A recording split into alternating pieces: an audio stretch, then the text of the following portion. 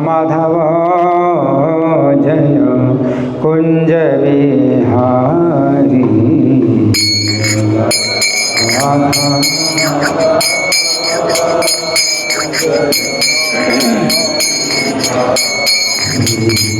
जय राधा माधव जय कुंज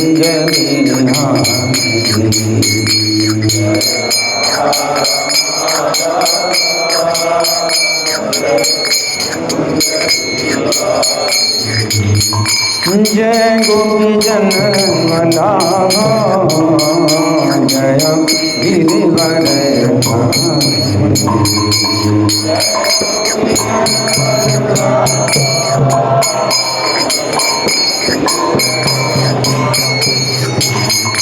जय गोपी जन वल्लभ जय गिरिवर धारी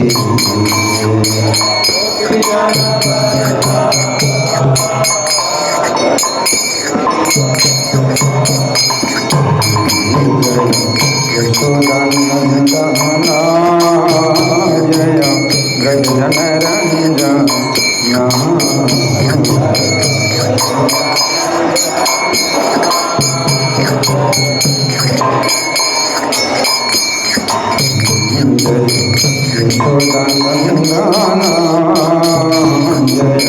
जय जन रंजन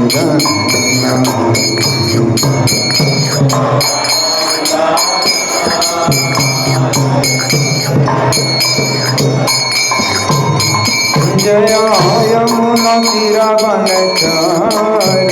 जय कुंज जय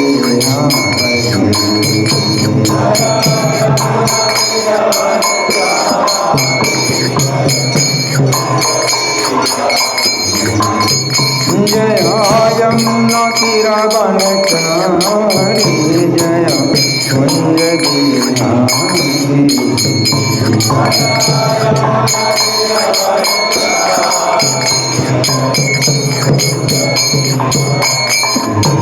कुंज राधा माधव कुंज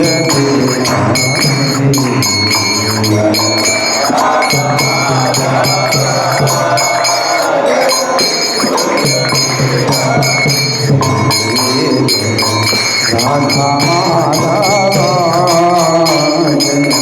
कुंज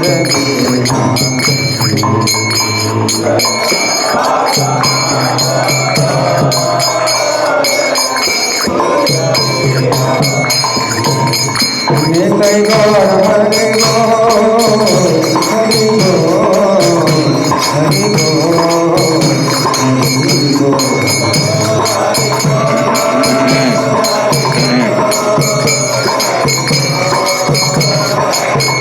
जय प्रभु पदा प्रभु पदा प्रभु पदा प्रभु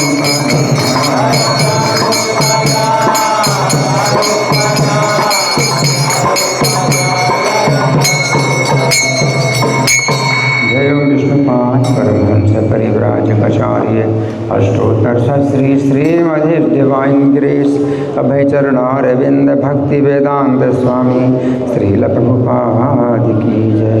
नित्य लीला प्रविष्ट ISKCON founder acharya saviour of the whole world Srila Prabhupada की जय।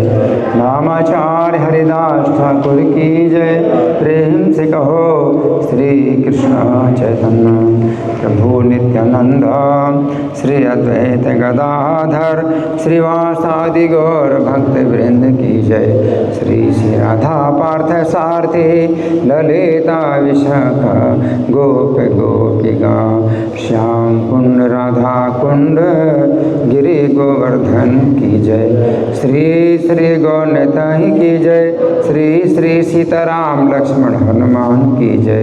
श्री श्री लक्ष्मी नरसिंह प्रहलाद महाराज की जय। समवेद भक्त वृंद की जय। अनंत कोटि वैष्णव वृंद की जय। इस्कॉन वर्तमानाचार्य वृंद की जय। श्री यशोदा दामोदर की जय। श्री कार्तिक व्रत महामहोत्सव की जय।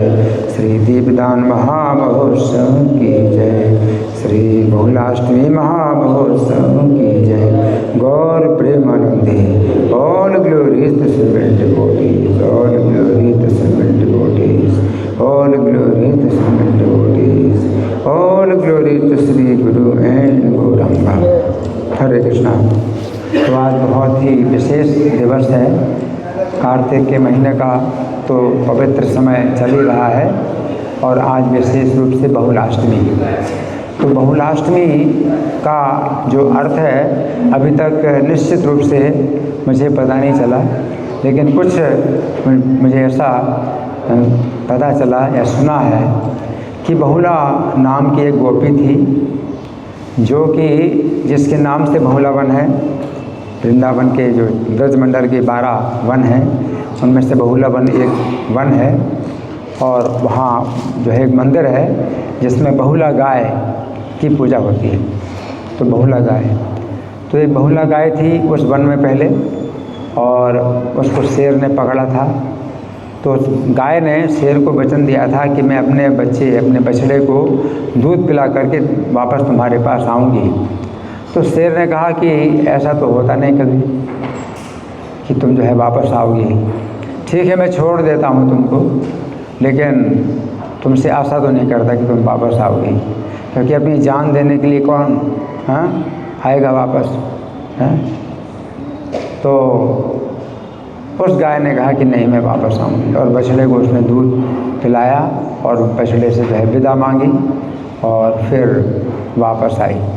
तो कभी ऐसा भी बताया गया है कि वो बछड़ा स्वयं वो भी आया और जो गाय का मालिक है वो भी आया। तो जब गाय ने कहा कि तुम मुझे खाओ, शेर से कहा, तो बछड़े ने कहा कि नहीं, तुम मुझे खाओ, क्योंकि ये मेरी माता है, मेरी माता अगर मर जाएगी तो मैं कैसे जीवित रहूँगा।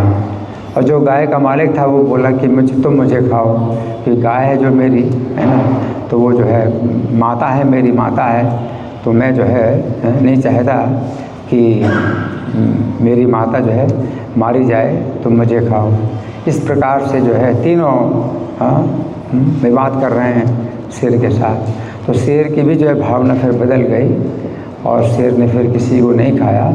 लेकिन वो जो गाय थी उसका इतना बड़ा त्याग, इतना बड़ा जो उसका जो है सत्य का जो बर्ताव था, सत्य का आचरण था, इस कारण से वो जो है फिर गोपी बनी। तो अनेक अनेक स्त्रियां जो है भगवान के ब्रज में जो गोपियां बनी, तो उन्होंने अलग अलग प्रकार की तपस्या और अलग अलग प्रकार के नियमों का पालन किया जिससे कि वो गोपियां बनी। तो एक जो है गाय भी जो है उसको गोपी का शरीर प्राप्त हुआ, तो उसका जो है बहुत बड़ा ये जो है त्याग था या तपस्या थी कि उसने सत्य का पालन किया और अपने जो है जीवन को भी जो है खतरे में डाल करके उसने सत्य का पालन किया। तो बहुलाष्टमी उसके नाम से है कि आज उस गोपी बहुला गोपी का जन्म हुआ। लेकिन जो सबसे बड़ी घटना है वो ये है कि आज के दिन राधा कुंड और श्याम कुंड का आविर्भाव हुआ। तो बहुत सालों से हमारे वैष्णव कैलेंडर में ये चल रहा था कि आज के दिन आविर्भाव, राधा कुंड का आविर्भाव चल रहा था, है ना। और हम सब लोग जो है इसी बात पर जो है मतलब हम लोग भी जो है पूरी तरह से विश्वस्त थे कि आज के दिन राधा कुंड और श्याम कुंड का आविर्भाव हुआ, यानी अरिष्टासुर का जो वध हुआ था आज के ही दिन हुआ था। और अरिष्टासुर के वध को लेकर के ही जो है फिर राधा कुंड और श्याम कुंड का निर्माण हुआ। तो अरिष्टासुर के वध की घटना ही जो है मुख्य कारण है राधा कुंड श्याम कुंड की उत्पत्ति का। तो इस जो है विचार में हम सब लोग रहे और हमेशा आज के दिन हम लोग इसी घटना की चर्चा किया करते थे। लेकिन हमारे वैष्णव कैलेंडर डिपार्टमेंट को फिर बाद में पता चला कि आज के दिन अरिष्टासुर का वध नहीं हुआ था। आज के दिन भगवान श्री कृष्ण की लीला में राधा कुंड श्याम कुंड की उत्पत्ति नहीं हुई थी, बल्कि आज के दिन भगवान चैतन्य ने राधा कुंड श्याम कुंड का जो है अन्वेषण किया, है ना, खोज की। तो भगवान चैतन्य ने राधा कुंड श्याम कुंड की खोज की, है ना, तो इसको रिसर्च बोलते हैं, रिसर्च, है ना। तो भगवान चैतन्य के जितने अनुयायी लोकनाथ गोस्वामी हुए और 6 गोस्वामी और भी हैं, भूगर्भ गोस्वामी, इन सब लोगों ने भगवान श्री कृष्ण की लीला स्थलियों की खोज की। परंतु चैतन्य महाप्रभु ने जो खोज की वो सबसे बड़ी खोज है। क्या? राधा कुंड और श्याम कुंड की खोज। तो ये जो श्याम कुंड, राधा कुंड और श्याम कुंड जब भगवान श्री कृष्ण की लीला में जब प्रकट हुए थे, अरिष्टासुर के वध का वो दिन था और वो चैत्र पूर्णिमा थी, चैत्र पूर्णिमा। और वो जो सही भी लग रहा है कि चैत्र पूर्णिमा के दिन ही जो है भगवान लीलाएं करते हैं गोपियों के साथ, राधा रानी के साथ। पूर्णिमा की रात्रि को जो चंद्रमा के द्वारा अंधकार दूर होता है, तो वही जो है उपयुक्त समय होता है भगवान का कि वो जो है विहार करें, लीला करें गोपियों के साथ और राधा रानी के साथ, चाहे रासलीला करें, चाहे और भी कई प्रकार की लीलाएं करें। तो अष्टमी तिथि जो है वो उतनी उपयुक्त नहीं है भगवान की रासलीला के लिए, इसलिए रास पूर्णिमा, जो शरद पूर्णिमा वो उसमें भगवान ने रासलीला की, कार्तिक पूर्णिमा उसमें रासलीला की, चैत्र पूर्णिमा रासलीला की। ऐसे भगवान ने कई जो है पूर्णिमा को जो है रासलीला की। जो बहुत पूर्णिमा को बहुत ज़्यादा ठंड पड़ती है तो उसमें भी रासलीला नहीं हो सकती, संभव नहीं है। तो लेकिन बाकी जितनी भी पूर्णिमा हैं वो भगवान की रासलीला के लिए अनुकूल होती हैं। तो वो राधा कुंड और श्याम कुंड की जो उत्पत्ति हुई भगवान की लीला में वो चैत्र पूर्णिमा को हुई। आज तो अष्टमी है, तो अष्टमी तिथि को जो है भगवान राधा रानी और गोपियों के साथ में लीला ना करके पूर्णिमा की रात्र में करते हैं। तो जब भगवान की लीला में राधा कुंड और श्याम कुंड की उत्पत्ति हुई थी, तो फिर इसके बाद फिर भगवान चले गए मथुरा और कंस का वध किया। और कंस का वध करने के बाद फिर द्वारका में मथुरा की जो लीला है, मथुरा में भगवान लीला करते रहे, फिर द्वारका में चले गए, द्वारका की लीलाएं हुई और फिर भगवान जो है अपने धाम चले गए हैं। तो भगवान की सब लीलाएं जो है अपनी लीलाओं को जो समाप्त करके भगवान अपने परम धाम चले गए। तो भगवान जब अपने परम धाम में चले गए तो 84 कोस की जो ब्रज भूमि जो भगवान ने भेजी थी और राधा रानी के कारण भेजी थी कि राधा रानी जो है अपने प्राण त्याग देंगी। अगर कृष्ण जाएंगे पृथ्वी में तो राधा रानी अपने प्राण त्याग देंगी।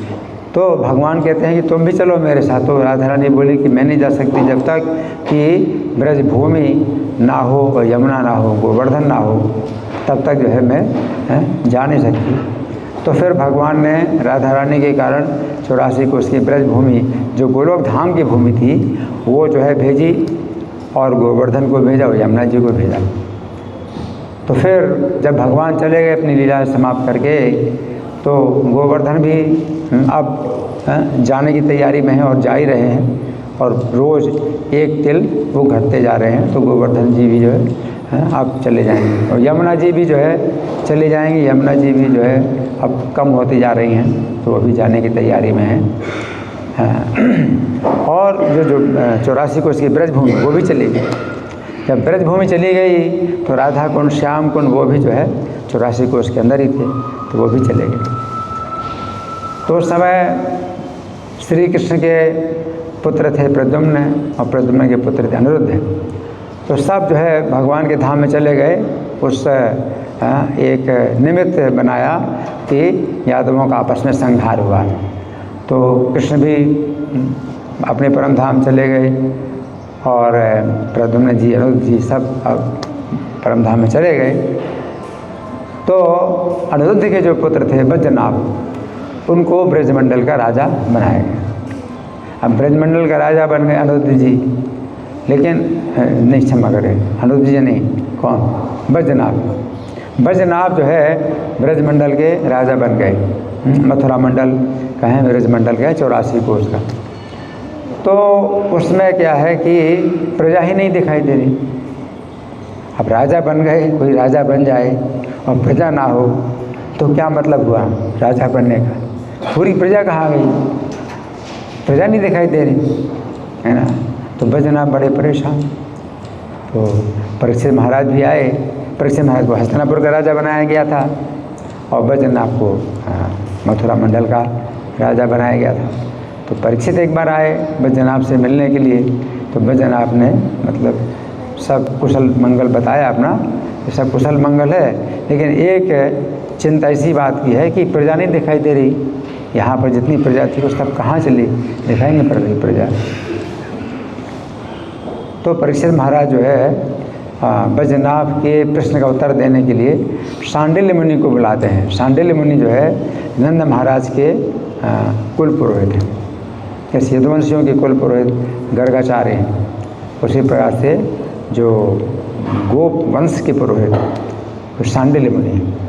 तो शांडिल्य मुनि आते हैं और शांडिल्य मुनि फिर बैजनाथ का संशय दूर करते हैं और वो बताते हैं कि जब भगवान आए थे तो उनकी लीला भूमि भी आई थी यहाँ, और उसमें स्थित जितने लीला में स्थित जितने लोग थे वो सब आए इसमें। जब भगवान चले गए तो उनकी लीला भूमि चली गई, और जितने उनके संगी थे भगवान के वो सब जो है चले गए हैं, गोलोक धाम चले गए।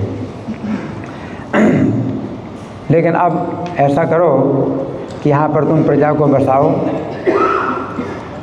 और मेरी कृपा से तुम्हें प्रत्येक स्थान की लीला की स्फूर्ति होगी, और तुम उन स्थानों के नाम भी जो है उसी लीला के अनुसार रखो, और प्रजा को भी बसाओ, चारों वर्ण की प्रजा बसाओ। तो शांडिल्य मुनि की आज्ञा से बैजनाथ ने पूरे 84 कोस भूमि में चारों वर्ण की प्रजा बसाई और नाम भी दिए। तो 12 वनों के नाम दिए, भद्रवन, भांडीर वन, वृंदावन, लोहवन, ये सब 12 वनों के नाम भी दिए, और श्याम कुंड, राधा कुंड भी जो है बनवाए। तो बैजनाथ ने अरिष्ट ग्राम भी नामकरण किया, जहाँ अरिष्टासुर का वध हुआ था, अरिष्ट ग्राम इसका नामकरण भी किया, और श्याम कुंड, राधा कुंड का भी निर्माण कराया। तो ये पहली बार राधा कुंड, श्याम कुंड की उत्पत्ति हुई थी भगवान की लीला में हुई थी। लेकिन भगवान की लीला जब संवरण हो गई तो राधा कुंड, श्याम कुंड भी जो है अदृश्य हो गए। तो फिर बैजनाथ ने फिर से निर्माण कराया राधा कुंड, श्याम कुंड का।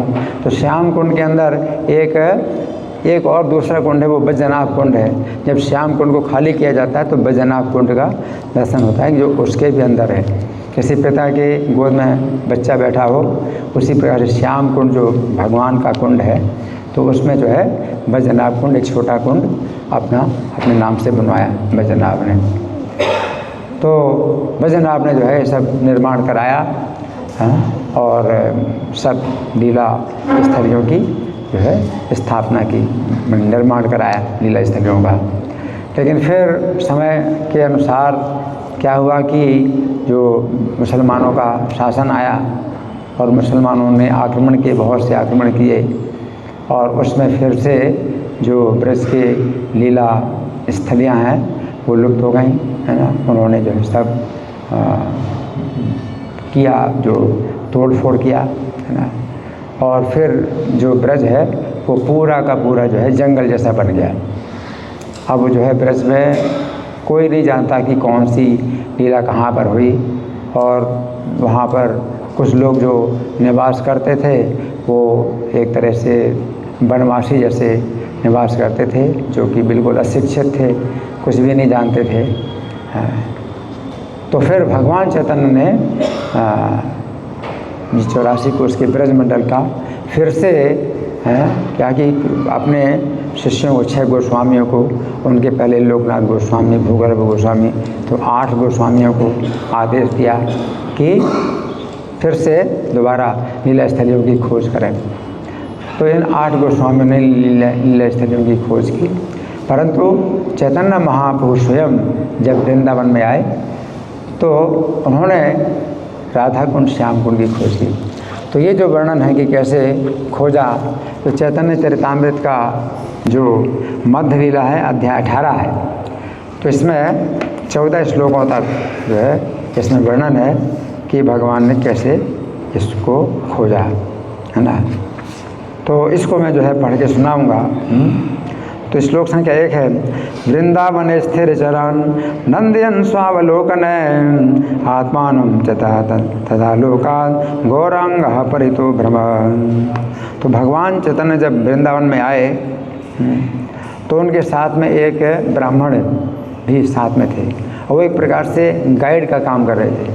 भगवान चैतन्य जो कि मनुष्य लीला कर रहे हैं, तो वो वृंदावन को जो है देख रहे हैं बिल्कुल ऐसे जैसे कि बिल्कुल नई वस्तु हो। एक भक्त की दृष्टि से देख रहे हैं कि कृष्ण का ये लीला स्थान है और कितना प्रेम उमड़ रहा है ये देख कर के कृष्ण का जो है ये लीला स्थान है वृंदावन, है ना। तो वृंदावन में जब भगवान चैतन्य आए तो उस समय क्या कर रहे हैं, स्थिर चरान नंदयन स्वावलोकन है। तो अपने अवलोकन के द्वारा स्थिर और चर सभी प्राणियों का जो है आनंद बढ़ाते हैं। तो चर प्राणी तो वो तो देखते हैं चैतन्य महाप्रभु को और वो आनंदित होते हैं, भगवान अपनी दृष्टि से आनंदित करते हैं। तो दृष्टि से आप किसी को भी जो है आप खुश भी कर सकते हैं, अपनी दृष्टि से किसी को आप दृष्टि भी कर सकते हैं। तो आपकी दृष्टि कैसी है, आपके चेहरे का जो भाव है ना, जो चेहरा है ये मन का दर्पण है। तो आपके चेहरे से आपके मन का भाव जो है प्रकट होता है। तो आपके चेहरे में अगर कुछ दुर्भावना है तो आपके मन में दुर्भावना तो चेहरे से प्रकट होती है, मन में अगर अच्छी भावना तो चेहरे से प्रकट होती है। और भगवान के चेहरे से, भगवान की दृष्टि से जितने चर और अचर जितने भी प्राणी थे वो आनंदित होते हैं। भगवान में वो प्रेम की दृष्टि, इतना प्रेम है उनका। और चर अचर को कैसे आप सुख पहुंचा सकते हैं अपनी दृष्टि के द्वारा, क्योंकि उनके पास तो दृष्टि है ही नहीं। अचर जैसे वृक्ष हैं, लताएं हैं, अचर हैं, तो उनको कैसे आप आनंदित कर सकते हैं। लेकिन भगवान चैतन्य जो है आनंदित कर सकते हैं और उनको भी दृष्टि प्रदान कर सकते हैं। तो भगवान चैतन्य के पास ऐसी शक्ति है कि चर और अचर दोनों प्रकार के प्राणियों को आनंदित कर सकते हैं अपनी दृष्टि के द्वारा और उनको ऐसी दृष्टि दे सकते हैं। तो सबकी ये शक्ति नहीं, भगवान चैतन्य। तो यहाँ बताए स्थिर चरान नंदयन स्वावलोकन है, अपनी दृष्टि के द्वारा सबको आनंदित करते हैं और आत्मानम चेतना लोग, और उनको देख करके उनके दर्शन से अपने को आनंदित करते हैं। अपनी दृष्टि के द्वारा चर अचर सब प्राणियों को आनंदित करते हैं और उनके दर्शन से चर अचर प्राणियों का दर्शन करके अपने को आनंदित करते हैं, है ना। तो आनंदित करते हैं क्योंकि भगवान के लीला स्थान के जो है ये प्राणी हैं। तो भगवान की दृष्टि में जो है चराचर जितने भी जीव हैं वृंदावन के, ये सामान्य नहीं हैं, ये बहुत ही भाग्यशाली जीव हैं। तो वो दृष्टि जो है भगवान चैतन्य के पास है कि कैसे भगवान की जो लीला स्थली है उसका दर्शन किया जाए। तो परितो भ्रमत, गौरांग परितो भ्रमत, तो सब और भ्रमण कर रहे हैं। और चैतन्य महाप्रभु जब भ्रमण कर रहे हैं तो उनको जो है कुछ भी पता नहीं चलता कि वो कहाँ जा रहे हैं, कहाँ नहीं जा रहे हैं। जहाँ देखते हैं वहीं पर वो सब जीवों को देखते हैं जो कि लीला स्थान के निवासी इस प्रकार से भ्रमण कर रहे हैं। फिर ए मत महाप्रभु नाचिते आरिट ग्रामे आरती बाएँ हैले आचंबिते। अब ये प्रयास संख्या 3 है, इसमें क्या बताया जाता है कि यही मत, इसी प्रकार से महाप्रभु नाचिते उनकी जो है जो गति है वो एक प्रकार का नृत्य है। चलते हैं तो नृत्य करके चलते हैं। तो कोई व्यक्ति अगर बहुत प्रसन्न होता है और बहुत खुशी समा नहीं रही, इतना जो है हर्षित है, तो फिर उसकी जो गति है वो नृत्य बन जाती है ना। तो चैतन्य महाप्रभु चलते हैं तो साधारण चाल नहीं चलते हैं, बल्कि नृत्य की चाल में चल रहे हैं। तो नृत्य करते हुए चल रहे हैं और कुछ भी नहीं समझ रहे कि कौन से स्थान में आए, अभी कौन सा स्थान छोड़ा है, कौन से स्थान में आए, कुछ भी नहीं। लेकिन जो कृष्णदास जो उनके साथ में जो एक ब्राह्मण है, तो उसका वर्णन जो है चैतन्य मंगल में बहुत विस्तार से मिलता है कि वो जो है भगवान चैतन्य को बताता है। मथुरा में उनका मिलन हुआ था और मथुरा से जो है वो भगवान चैतन्य को सब लीला स्थान दिखाते हुए चलता जा रहा है कृष्णदास ब्राह्मण, है ना। तो कृष्णदास ब्राह्मण जो है जहाँ ले जाता है भगवान चैतन्य को, भगवान चैतन्य वहीं जाते हैं और जैसा वो बताता है वैसे ही भगवान चैतन्य मानते हैं और उसमें जो है बहुत ही जो है हर्षित होते हैं सुन करके, जान करके कि कृष्ण ने इस स्थान में ये लीला की, इस स्थान में ये लीला की, जन्म स्थान दिखाया। मथुरा से जो है फिर चलते चलते इधर आ गए और चैतन्य महाप्रभु जो है अपनी दृष्टि से कुछ नहीं देखते कि मतलब क्या है क्या नहीं है, और वो जो है एकदम कैसे हैं, मतलब आनंद में पागल है, हर्ष में पागल है चैतन्य महाप्रभु। तो नृत्य करते हुए चलते जा रहे हैं। लेकिन आरिष्टग्राम में आसी बाएँ हिले अचंभित थे। लेकिन अरिष्टग्राम जैसे आया है, अरिष्टग्राम जैसे आया तो अचंभित अचानक वो बाहरी दशा में आ गए। अब बाहरी दशा में आ गए क्यों? क्यों अरिष्टग्राम में उनको पता है कि अरिष्टग्राम में क्या लीला हुई थी, राधा कुंड श्याम कुंड की उत्पत्ति हुई। तो राधा कुंड का इतना विशेष सम्मान है भगवान चैतन्य को कि अब जो है वो वृंदावन का जो भाव है, वृंदावन की जो महिमा है वो घट गई राधा कुंड की महिमा के साथ। वृंदावन जो राधा कुंड है वो कितनी इसकी महिमा है, कितनी इसका जो है महात्म्य है। तो इस कारण से अब चैतन्य महाप्रभु वृंदावन की जो भावना है इससे तो बाहर आ गए हैं, अब वो बाहरी आवेश में आ गए। अब जो है अरिष्टग्राम, अरिष्टग्राम को जो है वो क्या बोलते बोलते क्या हो जाता है, वो ऐसे शब्द टूट फूट जाते हैं, है ना। तो आरिष्टग्राम वो जो है उसका अपभ्रंश होता है। तो शुद्ध शब्द अरिष्टग्राम जब वैद्यनाथ ने नाम दिया था, लेकिन आरिष्टग्राम सब लोग मानते हैं आरिष्टग्राम, है ना। तो आरिष्टग्राम से अब कई लोगों को ये भी बताने कि अरिष्टासुर का वध किया था, इस कारण से आरिष्ट नाम है। लेकिन कृष्णदास ब्राह्मण ने बताया चैतन्य महाप्रभु आरिष्टग्राम अरिष्टासुर का वध किया भगवान ने। और जैसे भगवान सुनते हैं तुरंत अब बाहरी आवेश में आ जाते हैं। अब जो ब्रज का जो महात्म्य है वो अब जो है नहीं रहा, अब राधा कुंड का जो महात्म्य उनके दिमाग में वो आ गया। अब राधा कुंड का महात्म्य अब वो पूछ रहे हैं, है ना। तो बाहरी चेतना जागृत होती। तात्पर्य प्रभु में लिखते हैं आरिष्टग्राम का अन्य नाम अरिष्टग्राम भी है। श्री चैतन्य महाप्रभु को उस गांव में ज्ञात हुआ कि वहीं पर श्री कृष्ण ने अरिष्टासुर का वध किया था। यहाँ रहते हुए महाप्रभु ने राधा कुंड के विषय में पूछताछ की, किंतु कोई भी उन्हें बता ना सका कि ये कहाँ पर है। तो अभी तक भगवान की जितनी लीलाएं हुई हैं उसमें राधा कुंड श्याम कुंड की उत्पत्ति की लीला का किसी को पता नहीं है, वो स्थान कहाँ है, और मतलब वो हुई भी लीला राधा कुंड श्याम कुंड की, ये लीला का भी जो है सबको जो है ज्ञात नहीं, सबको पता नहीं। और भगवान की नज़रों में सबसे बड़ी लीला वही भगवान चैतन्य जो है इससे बढ़ कर के और कोई जो है लीला नहीं मानते। तो भगवान जो है यहाँ प्रभु लिखते हैं, यहाँ तक कि उनके साथ का ब्राह्मण भी निश्चित नहीं कर सका कि वो कहाँ है।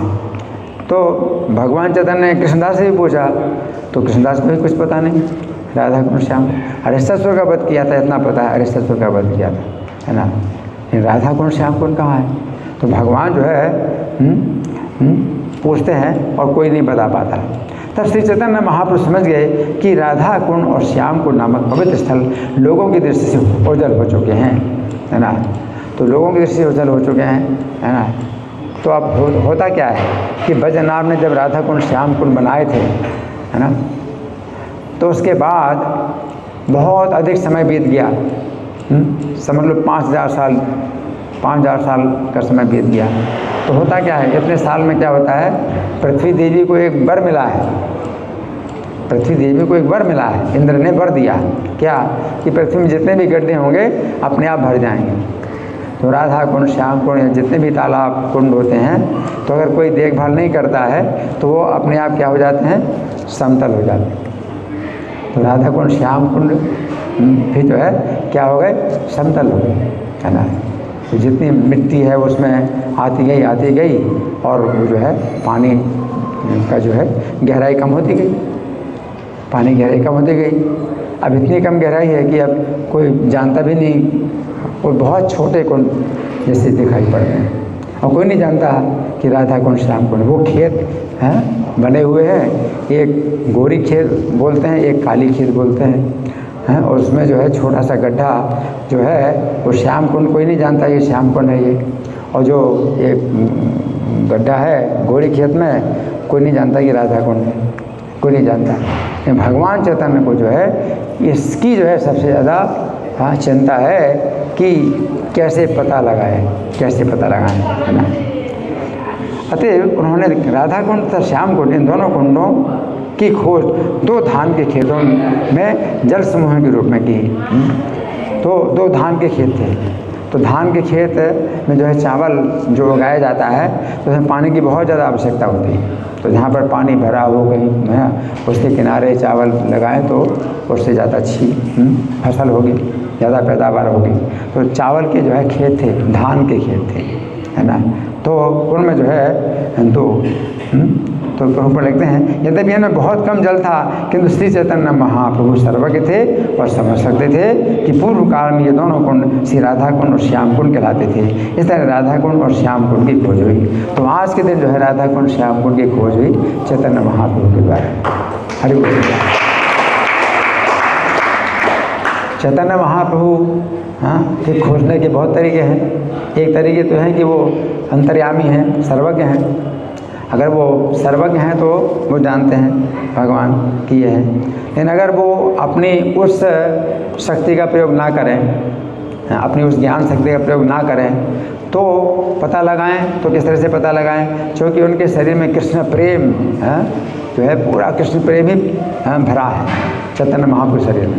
तो जैसे उन्होंने उस स्थान में अपना पैर रखा तो वैसे कृष्ण प्रेम की करंट आई एकदम। तो समझिए राधा कुंड, ये राधा कुंड है। तो भगवान ने जो है इस विधि से पता लगाया। अगर वो वैसे तो सब कुछ जानते हैं लेकिन मनुष्य लीला कर रहे हैं, तो मनुष्य लीला कर रहे हैं तो अब उनका शरीर है कृष्ण प्रेम से भरा हुआ है।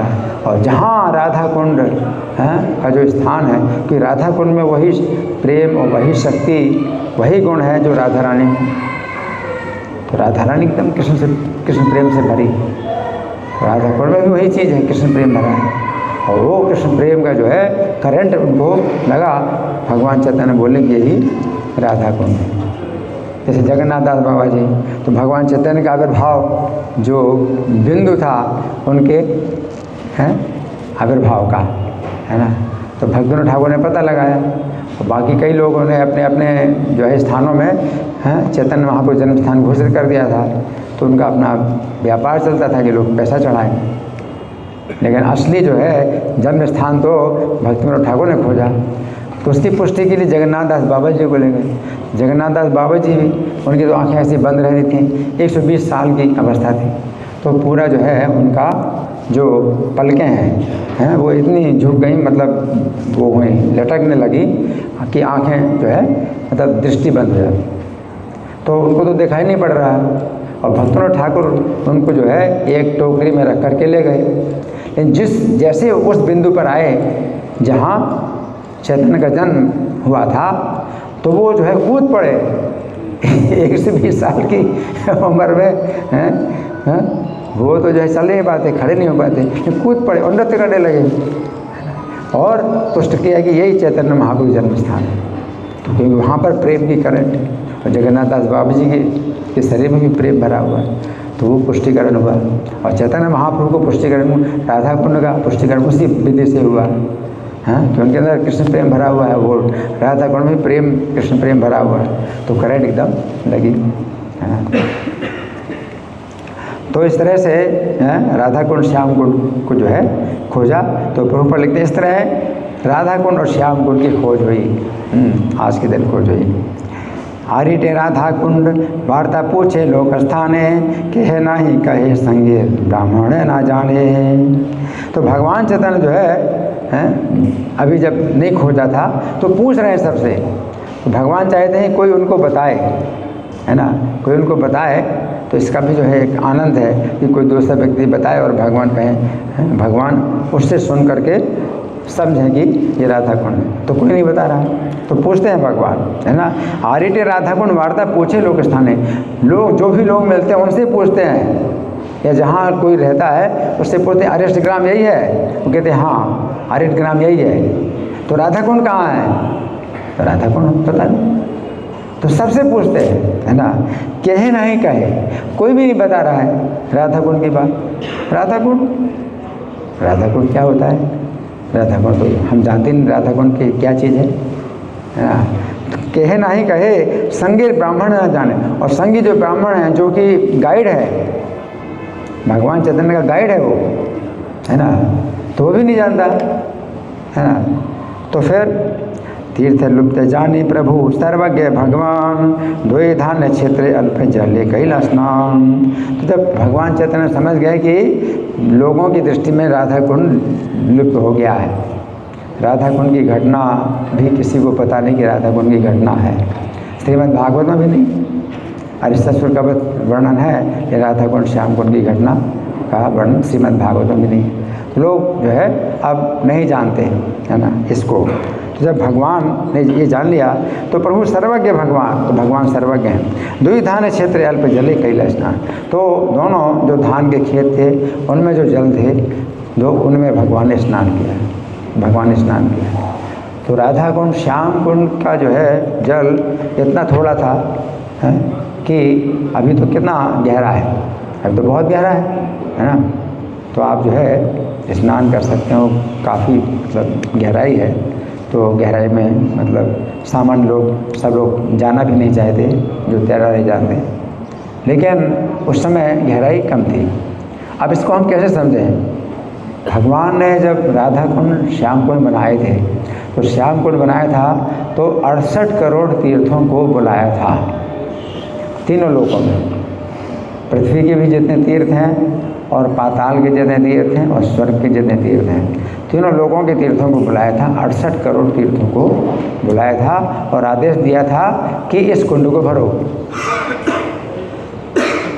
भगवान ने अपनी बाएं पैर की एड़ी से गड्ढा कर दिया और उस गड्ढे के लिए 68 करोड़ तीर्थों को आदेश दिया कि इसको भरो। और भगवान के आदेश से ये जितने तीर्थ हैं, 68 करोड़ तीर्थ हैं, तीनों लोगों के तीर्थ हैं, वो अभी भी वो पानी की सप्लाई कर रहे हैं। और जब भी वो हुआ ना, मार्जन हुआ था राधा कुंड का है, श्याम कुंड का, तो उनको खाली किया गया। तो हमने अपनी आंखों से भी देखा कि इतने छोटे छोटे जो है छिद्र हैं, मिट्टी में भी दिखाई पड़ते हैं और सीढ़ियों में दिखाई पड़ते हैं, छोटे छोटे छिद्र हैं। उन छोटे छोटे छिद्रों से पानी की धारा निकलती है, धारा में पानी निकलता है, धारा के रूप। ऐसे छिद्र अगर मिला हुआ है छिद्र मिट्टी में, तो मिट्टी से पानी निकलेगा तो धारा थोड़ी बनेगी, लेकिन धारा बनती है। हर तीर्थ की जो है एक धारा है, और कितनी धाराएं हैं? 68 करोड़ धाराएं। और भगवान का इतना नियंत्रण है कि इन तीर्थों को आदेश दिया कि इतने लेवल से ऊपर नहीं होना चाहिए। जैसे कि हमारे यहाँ भी जो फ्लोट बॉल होती है ना, जो बाथरूम में फ्लश होता है, तो फ्लोट बॉल होती है। तो फ्लोट बॉल क्या होता है कि जब पानी उसमें भरता है ना, टैंक में, तो फ्लोट वो बॉल जो है ऊपर उठती जाती है, और फिर वो एक मतलब लेवल पर वो बॉल जो है क्या है, वाल्व को बंद कर देती, पानी का जो है सप्लाई बंद हो जाती है। तो इतना इंतजाम करना पड़ता है कि पानी की सप्लाई इतने लेवल से ज़्यादा ना हो तो फ्लोट बॉल लगानी पड़ती है। लेकिन भगवान ने इन तीर्थों का आदेश दिया है, अपने आप ये तीर्थ अपनी सप्लाई बंद कर देते पानी की जब वो उस लेवल में पानी आ जाता है। अब जितना आप गहरा चाहो उतना गहरा कर सकते हो, लेकिन पानी का जो लेवल है उससे ऊपर नहीं जाएगा। अगर ये तीर्थ अपनी सप्लाई अगर बंद ना करें तो पूरी पृथ्वी को डुबा देंगे। भगवान के आदेश से वो जितने भी तीर्थ हैं सब चीज़ सप्लाई शुरू हो जाती है। जैसे पानी कम होता है और पानी कम होता ही रहता है, कोई गड्ढा है, कोई कुंड हो, कोई कुआं हो, तो गर्मियों में पानी कम होता ही रहता है। पानी तो कम होता ही है, जाड़ों में पानी कम होता है। लेकिन राधा कुंड श्याम कुंड के पानी का जो लेवल है वो जैसे कम होता है वैसे ही सप्लाई शुरू हो जाती है, और 68 करोड़ तीर्थों की सप्लाई शुरू हो जाती है और उस लेवल पे अपने आप बंद हो जाती है। कि उस लेवल से ऊपर पानी नहीं जाएगा। लेवल कम होता है तो फिर सप्लाई शुरू हो जाती है। तो कभी भी खाली कर नहीं सकते आप राधा कुंड श्याम कुंड को, कभी खाली नहीं कर सकते। जब भी खाली किया गया तो उसमें वो पानी की सप्लाई जो है मतलब लगातार होती है, तो लगातार खाली करना पड़ता है। इतनी मोटी धारा लगातार निकालनी पड़ेगी, तब आप जो है उसको आप खाली मतलब बना रहेगा, इतनी मोटी धारा। और जैसे ही जो निकाल दिया पानी और खाली कर दिया, अब पानी भरने की ज़रूरत नहीं है, पानी अपने आप भरता है और एक दिन में 1 सीढ़ी पानी भर जाता है। गर्मियों में जितने भी कुएं और जितने भी कुंड सब सूख जाते हैं। राधा कुंड और श्याम कुंड कैसे रहते हैं? बराबर अपने लिए। ये आश्चर्य अभी भी है, मतलब अगर सोचें तो कितना बड़ा आश्चर्य है, ये आश्चर्य अभी भी है। और आप आंखों से देख सकते हैं कि उनकी धाराएं निकल रही हैं। तो जब पानी भर गया, मतलब मिट्टी भर गई, तो वो क्या हो गया? तो गहराई कम हो गई। पानी का लेवल तो वही है, पानी का लेवल वही है, पानी लेवल के ऊपर नहीं जाएगा। लेकिन अगर मिट्टी भर गई तो वो पानी जो है मतलब क्या हो गया? पानी बिल्कुल उथला हो गया। और अगर इतनी मिट्टी भर दोगे तो पानी आपकी घुटनों तक ही रहेगा, है ना। तो देखिए भगवान चैतन्य जो है इस जल की महिमा जानते हैं, भगवान चैतन्य इस जल की महिमा जानते हैं। और उन्होंने इस महिमा को स्थापित करने के लिए स्वयं यद्यद आचरत श्रेष्ठ तत्तदेवेतरोजना, कि श्रेष्ठ व्यक्ति जैसा आचरण करता है वैसे सामान्य लोग आचरण करते हैं। जब भगवान चैतन्य स्नान कर रहे हैं, है ना, तो भगवान ने स्नान किया, है ना, तो फिर क्या हुआ? देखिए सब ग्राम में लोग के विस्मय है लमन, प्रेमे प्रभु करे राधा कुंडे रस्तवन। तो उस गांव के जितने लोग हैं देख रहे थे तो उनका मन बड़ा विस्मित हो रहा है कि देखो ये सन्यासी क्या कर रहा है। सन्यासी तो बहुत ही पवित्र है और बहुत ही तेजस्वी है। चैतन्य महाप्रभु जो देखने में कितने तेजस्वी लगते हैं, है ना। और इतना तेजस्वी व्यक्ति अगर कोई कार्य करे तो फिर काम जो है मतलब कोई बहुत बड़ा काम होगा। तो जितने भी लोग हैं गांव के लोग हैं वो विस्मित हो रहे हैं कि आज तक किसी ने भी ये कुंड है इनको कोई आदर नहीं किया। और एक सन्यासी जो है ये बहुत ही तेजस्वी है जो कि इसमें स्नान कर रहा है। तो क्या हुआ? देखिए सब ग्राम में लोग के विस्मय है मन, गाँव के लोगों ने देखा तो उनका मन बड़ा विस्मित हुआ। और प्रेम में प्रभु करे राधा कुंड स्तवन, और भगवान प्रेम से राधा कुंड की स्तुति कर रहे हैं। और स्तुति भगवान कर रहे हैं तो वो शास्त्रों से स्तुति कर रहे हैं राधा कुंड की, और ऊंचे स्वर में कर रहे हैं स्तुति, तो भगवान स्तुति की। सब गोपी हैते राधा कृष्ण रे प्रेयसी, तैसे राधा कुंड प्रिय प्रिया रे सारसी।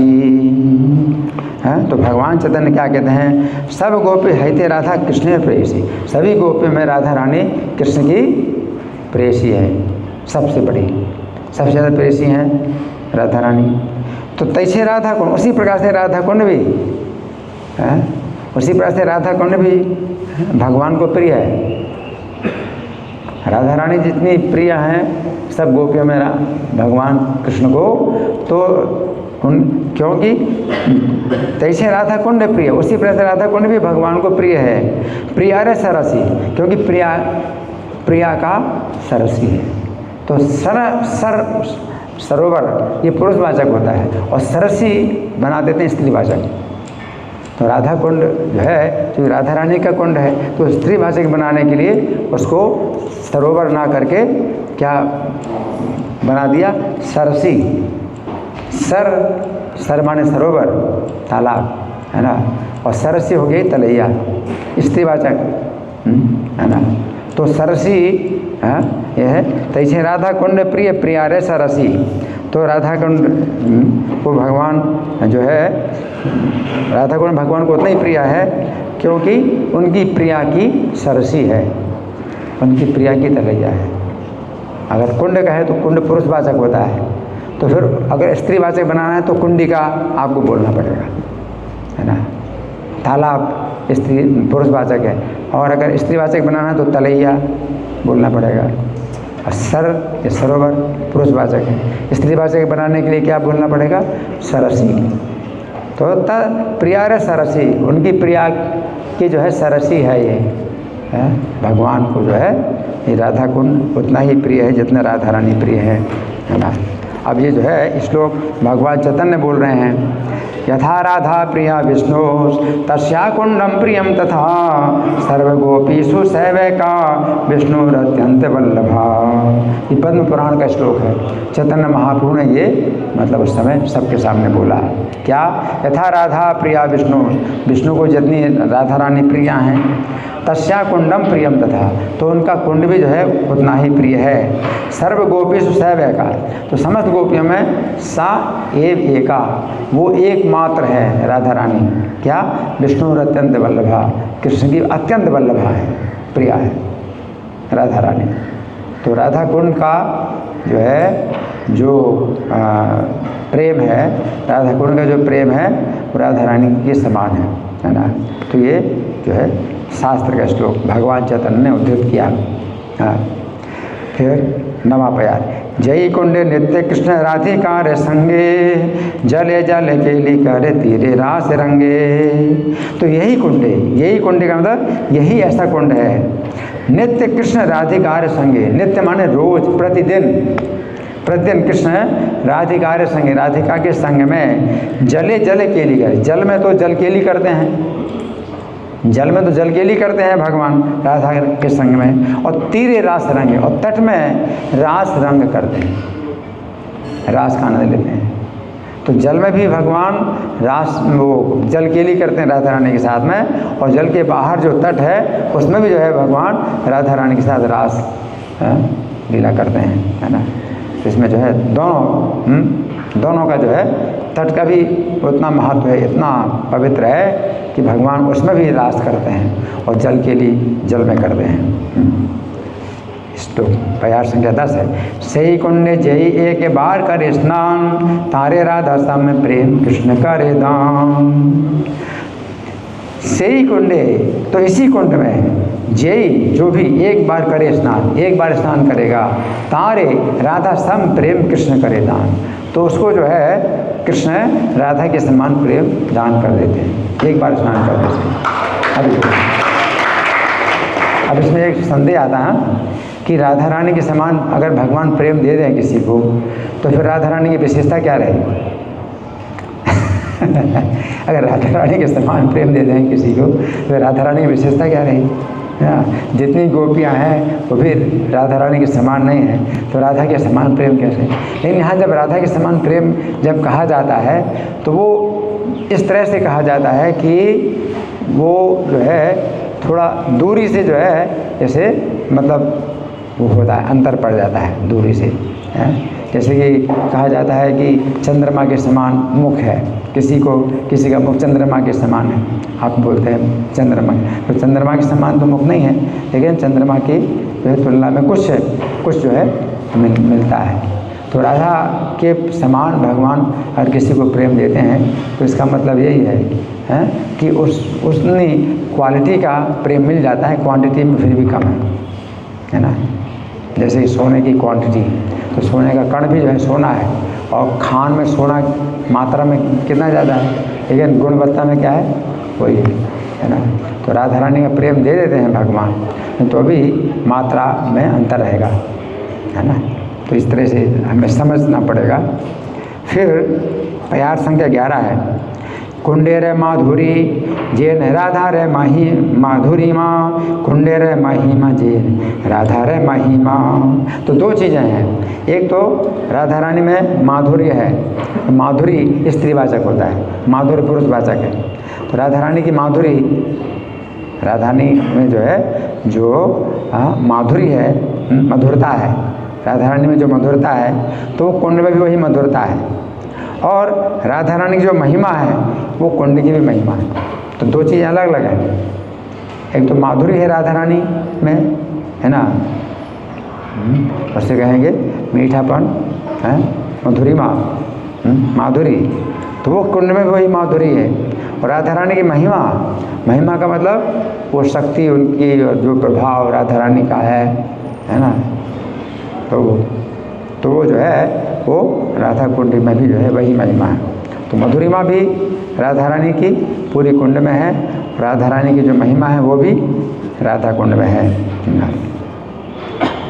फिर श्लोक संख्या 12 है, श्री राधे विहरे सदीव सरसी प्रेष्ठाद्भुत स्वर गुणे यस्याम श्री युद्ध माधवेन्दु निशं हरिणम रणिसम प्रीत्या तया क्रीडति प्रेमास्मिन् बदराधिके लभते यस्याम सकृत स्नान कृन् तस्या वे महिमा तथा मधुरिमा केनास्तु वर्ण्याचितो। इस श्लोक में भी महिमा और मधुरिमा दोनों बताए कि कौन व्यक्ति है इस पृथ्वी में जो राधा कुंड की महिमा और मधुरिमा का वर्णन कर सकता है ना। श्री राधेव हरे तदेव सरसी, श्री राधा के समान ही जो है हरि के लिए उनकी सरसी है। तदीय सरसी, सरसी समझ गए, तलैया है ना। तो राधा रानी के समान ही श्री हरि को जो है उनकी सरसी तलैया है। प्रेष्ठा, प्रेष्ठ और प्रेष्ठा, ये प्रेष्ठ इस पुरुषवाचक है और प्रेष्ठा स्त्रीवाचक है ना, मतलब प्रिय है ना। तो प्रेष्ठाद्भुत स्वर गुण है, तो प्रेष्ठा है अद्भुत स्वर गुण, अपने गुणों के कारण जो है ये भगवान को जो है ये प्रिया है, भगवान की प्रिया है। तो सरसी राधा कुंड को स्त्रीवाचक बना दिया। राधा कुंड हम बोलते हैं राधा कुंड बहुत अच्छा है, राधा कुंड हम पुरुषवाचक शब्द बनाते हैं, लेकिन यहाँ पर स्त्रीवाचक शब्द बनाया कि राधा रानी की सरसी जो है भगवान की प्रिया है ना। तो स्वर गुण यश्याम श्रीयुत माधवेन्दु रणिसम प्रीत्या तया क्रीडति, जिसमें यश्याम जिसमें जिसके अंदर यानी राधा कुंड के अंदर श्रीयुत माधव, श्रीयुत माधव इंदु जो भगवान चंद्रमा के समान है, अनिशम, अनिशम का मतलब है प्रति रात्रि, प्रीत्या तया क्रीडति, तो प्रीतिपूर्वक राधा रानी के साथ क्रीड़ा करते हैं भगवान। प्रेमास्मिन् बत राधिके लभते, है ना। तो राधा के समान जो है इस भगवान के प्रति प्रेम कोई प्राप्त कर लेता है। यह श्याम सकृत स्नान कर, जिसमें है एक बार स्नान करने से राधा के समान प्रेम व्यक्ति भगवान के प्रति प्राप्त कर लेता है। तस्या वह महिमा तथा मधुरिमा, तो तस्या यानी स्त्रीवाचक है, तस्या तो ऐसे राधा कुंड की महिमा और मधुरिमा के नास्तु वर्ण्याचितो, कौन व्यक्ति है जो पृथ्वी में वर्णन कर सकता है इस पृथ्वी। तो सबसे ज़्यादा जो पवित्र है महिमा है वो राधा कुंड की है पूरी पृथ्वी में, है ना। तो ये जो है गोविंद लीलामृत का श्लोक है। भगवान चैतन्य ने ये श्लोक जो बोला है तो गोविंद लीला कृष्णदास कविराज का ही लिखे थे, गोविंद लीलामृत ये कृष्णदास कविराज का ही लिखे थे। तो ये श्लोक जो है उन्होंने अपने गोविंद लीलामृत में डाला है। चैतन्य महाप्रभु का पहले से ही ये बोला हुआ श्लोक है, तो कृष्णदास कविराज ने इस श्लोक को गोविंद लीलामृत में डाला है। 7:102 संख्या है इस श्लोक की। हे मत स्तुति करे प्रेमाविष्ट हैया, तेरे नृत्य करे कुंड लीला संगरिया। तो लीला का स्मरण करते हुए भगवान जो है इस राधा कुंड के तट पर जो है नृत्य कर रहे हैं और स्तुति कर रहे हैं, प्रेमाविष्ट होकर के स्तुति कर रहे हैं। तो प्रेम आविष्ट होकर के स्तुति कर रहे हैं तो उनके पूरे शरीर में रोमांच हो रहा है। जब बोलते हैं तो हर्ष का जो है रोम हर्षित हो रहे हैं, चैतन्य महाप्रभु शरीर में संपूर्ण रोम हर्षित हो रहे हैं, है ना। और जैसे कंपन होता है शरीर में, है ना, रोमांच, कंपन, है ना, अश्रु, तो ये सब जो है चैतन्य महाप्रभु के शरीर में हो रहे हैं जब राधा कुंड की महिमा का गान कर रहे हैं और उसके तट में जो है नृत्य करते हैं भगवान। तो नृत्य करे कुंड लीला संगरिया, तो कुंड की लीला, राधा कुंड की जो लीला है इसका स्मरण करते हुए नृत्य करते हैं भगवान, है ना। तो भगवान को जो है सब उसका जो है स्मरण होता है। फिर प्यार संख्या 14 ये अंतिम है प्यार यहाँ पर, तो उसके बाद फिर आगे की घटना आती है इसमें। कुंडेर मृत्तिका लैया तिलक करीला, भट्टाचार्य द्वारा मृत्तिका संगे करे लैया। तो भट्टाचार्य, बलभद्र भट्टाचार्य चैतन्य महाप्रभु के संगे बलभद्र भट्टाचार्य, है ना। तो भट्टाचार्य तो यहाँ बताए कुंडेरे मृत्यु का लैया तेरा की करीला, कुंड की मिट्टी लेकर के भगवान ने उस समय तिलक किया, उसी का तिलक किया भगवान ने, है। और फिर भट्टाचार्य द्वारा मृत्यु का संगे करी लीला, भट्टाचार्य के द्वारा जो है उस मिट्टी को भी अपने साथ में रखा कि चैतन्य महाप्रभु के पास कुछ नहीं होता है, एक तो दंड है कमंडलू, तो दो हाथों उसी में रहते हैं, तो कुछ चीज़ रख नहीं सकते अपने पास, और ना उनके पास ऐसा वस्त्र की कोई जेब हो या कुछ जो है गांठ लगाएं, तो इसलिए भट्टाचार्य के द्वारा मिट्टी जो है रख ली, है ना। जल भी नहीं रख सकते, जल रखने के लिए कुछ ऐसी चीज़ चाहिए ना, तो आजकल तो हमारे पास सब प्लास्टिक की बोतलें होती तो पानी भर लेते, पहले तो ये सब नहीं था ना, तो पानी कैसे लेके जा सकते हैं, तो पानी लेके नहीं जा सकते हैं। आजकल टेक्नोलॉजी में जो है ये भी है कि भाई पानी हम मंगा सकते हैं, है ना। तो मेरे पास पानी कई सालों से रखा हुआ है, जो कि आधी रात में जो पानी, आधी रात का जो जल है वो रखा हुआ है मेरे पास, तो डेली अपने सिर में कोई बूंद डालता हूँ तो राधा कुंड। लेकिन अभी पहले तो ऐसा मतलब सुविधा नहीं थी कि पानी को जो है इस तरह से रखा जाए सुरक्षित, हाँ, पैक करके, पैकिंग नहीं होती पानी की, है ना। तो फिर मिट्टी रखी, है ना, तो राधा कुंड की मिट्टी रखी। अब राधा कुंड की मिट्टी की आवश्यकता नहीं, अगर जल है तो राधा कुंड की मिट्टी की आवश्यकता नहीं, लेकिन जल को नहीं रख सकते हैं चैतन्य महाप्रभु, तो मिट्टी रख ली। इस तरह से यहाँ पर जो है ये घटना का वर्णन हुआ, जो कि हमने आप लोगों के साथ में इसको सुना है।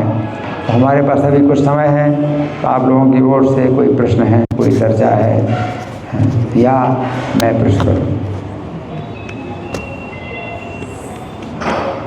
मैं प्रश्न करूँ? हाँ जी।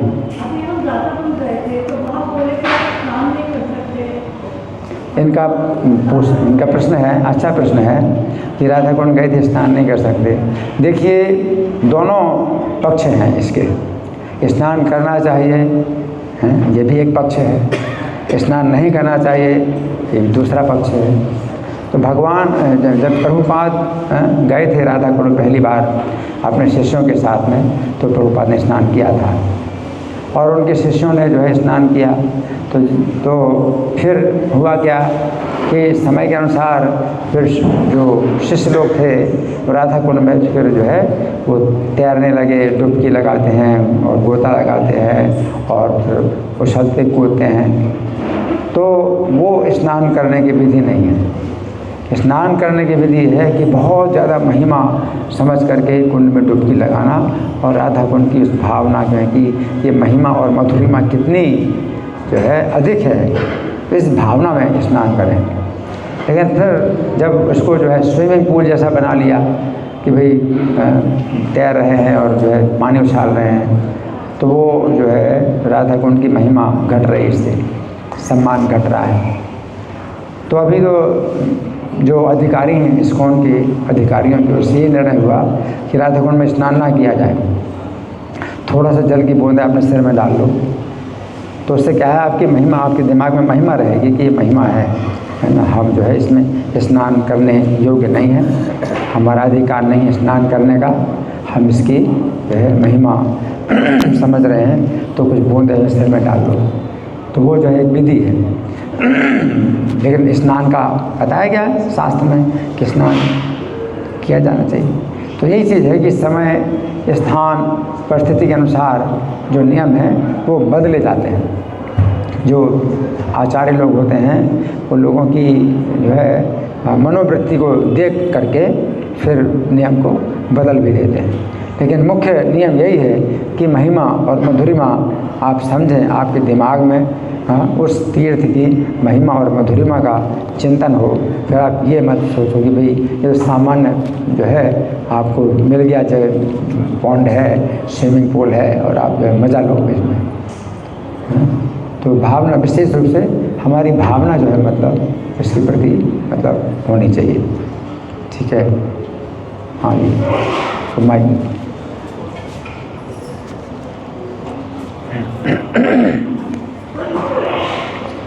हरे कृष्णा चला है, चालू किया।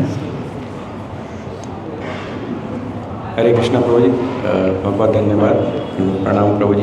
प्रभु जी, आपने बताया कि जो आज आविर्भाव हुआ था वो गाय का आविर्भाव हुआ था या जो गाय गोपी बनी थी बहुला नाम की गोपी, उनका आविर्भाव? वो बहुला वन एक जो है वन है 12 वनों में से।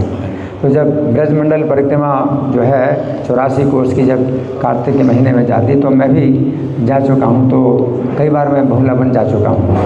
तो वो बहुला वन के नाम से, तो बहुला जो है वो के नाम से जो पूरा वन है तो उसका एक ही कारण है कि बहुला नाम की गाय थी वहाँ पहले, है ना। और उस गाय का मंदिर भी है, बहुला गाय का मंदिर भी है, उसकी पूजा भी होती है। तो वो वन जो है वो गाय के कारण है। लेकिन ये बहुला अष्टमी जो है मेरा जो है विचार यही है कि बहुला फिर बाद में गाय जो है फिर दूसरे जन्म में गोपी बनी, तो वहीं पर उसने गोपी के रूप में जन्म लिया और आज के दिन जन्म लिया, तो बहुला अष्टमी उसको कहा जाता है। ठीक है, धन्यवाद। और कोई प्रश्न कीजिए। हरे कृष्ण प्रभु जी। एक्चुअली जैसे आप ये बताते हैं कि जैसे जो भगवान के टाइम का जो उस समय जो थे गोवर्धन महाराज वो भी अभी हैं, उपस्थित हैं, और यमुना जी भी वही हैं, तो ब्रज रज भी क्या वही है? जैसे आपने बताया कि ब्रज भूमि चली गई गोलोकधाम, तो क्या ब्रज रज भी ब्रज भूमि चली गई, ब्रज रज है। तो भूमि चली जाएगी तो रज कैसे रही? हाँ, वही चीज़ है कि अब हम लोग समझ नहीं सकते कैसे कि भगवान के चिंतन शक्तियाँ हैं। तो भूमि चली गई वो भी हम नहीं समझ सकते, भूमि कैसे चली गई और भूमि आई कैसे आई, भूमि में चली गई कैसे चली गई। तो इन सब चीज़ों को है ना, जन्म कर्म चमे दिव्य, भगवान की जन्म कर्म दिव्य है, ठीक है ना। Thank you. तो भूमि चली गई और रज है, तो वो चीज़ हमें समझना चाहिए, ठीक है ना। Thank you. हरे जी, धन्यवाद। श्री राधा कुंड श्याम गुणाविर्भाव तिथि महामहोत्सव की जय, श्रील प्रभुपाद की जय। हरे कृष्ण।